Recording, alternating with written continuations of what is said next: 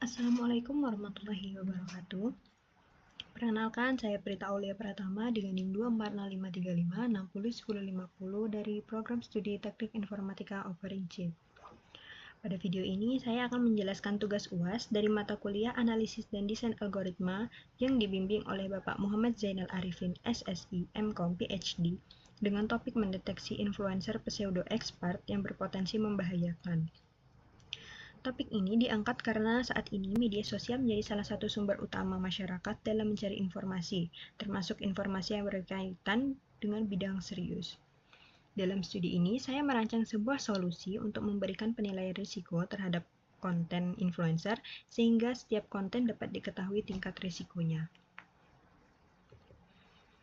Seiring dengan perkembangan media sosial, peran influencer semakin besar dalam membentuk opini dan keputusan publik. Banyak influencer yang membahas topik-topik serius seperti kesehatan, keuangan, hukum, keamanan cyber, dan pendidikan. Namun, tidak semua influencer memiliki kompetensi atau otoritas yang sesuai dengan topik yang dibahas. Konten seringkali menyampaikan dengan gaya seolah-olah ahli, padahal hanya menggambarkan pengalaman pribadi. Hal ini berpotensi menimbulkan kesalahan informasi, keputusan publik yang keliru, dan bahkan dapat membahayakan, khususnya jika berkaitan dengan kesehatan. Berdasarkan permasalahan tersebut, tujuan dari sistem yang dirancang adalah untuk mengidentifikasi konten influencer yang beresiko pseudo-expert. Sistem ini tidak bertujuan menilai individu, melainkan menganalisis konten berdasarkan karakteristik tertentu. Hasil analisis ditampilkan dalam bentuk risk score atau skor risiko pada setiap konten, sehingga setiap tingkat risiko dari suatu video dapat diketahui secara objektif. Selain itu, skor ini juga dapat digunakan untuk melihat kecenderungan risiko pada akun influencer secara keseluruhan.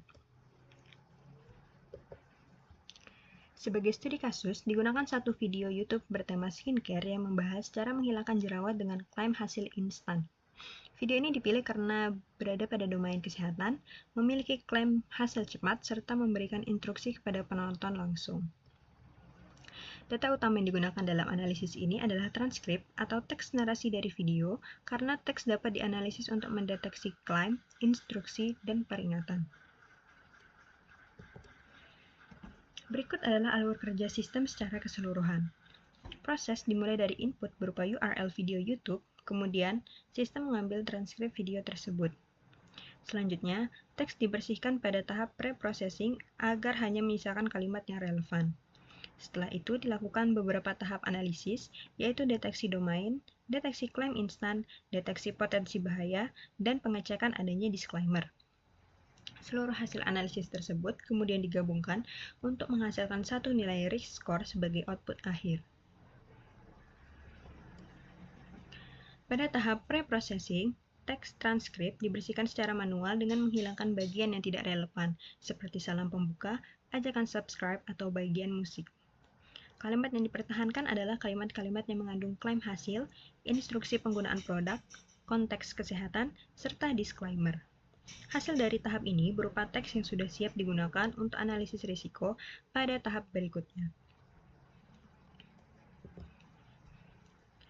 Berdasarkan hasil analisis, video ini mengandung beberapa klaim instan seperti janji hasil cepat dan kepastian hasil dalam waktu singkat.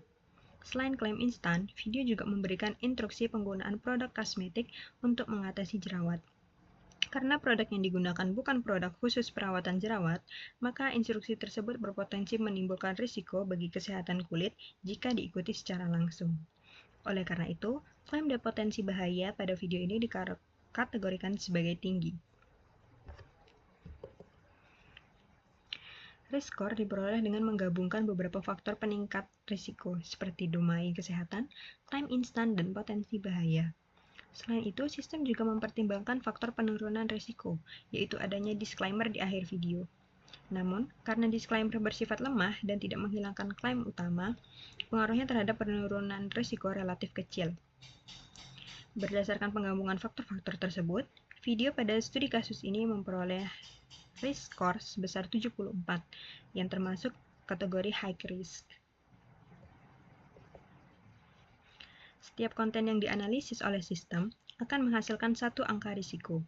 Pada studi kasus ini, video yang dianalisis memiliki risk score sebesar 74 dengan kategori high risk. Angka ini ditampilkan sebagai indikator risiko pada konten, sehingga setiap konten memiliki penilaian risiko masing-masing. Jika konten lain dianalisis, maka setiap konten tersebut juga akan memiliki angka risiko yang berbeda sesuai karakteristiknya.